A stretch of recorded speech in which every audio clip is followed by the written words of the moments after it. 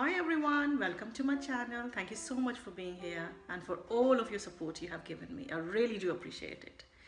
Today I'm going to share a beautiful painting with you, which is an abstract painting using very nice and bright colors. The colors are not going to be mixed with any pouring medium or water this time, and I'm going to use them straight from the tube in long lines, and then I'm going to use the palette knife to spread the paints on the canvas. After that, I'm going to pour titanium white, which is mixed with a little bit of water into a thick consistency, and the white is going to be poured in between the lines.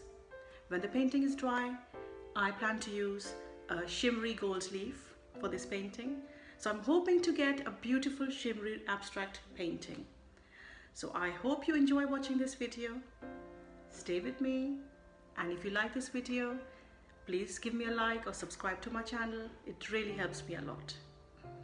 So let's start. Happy watching!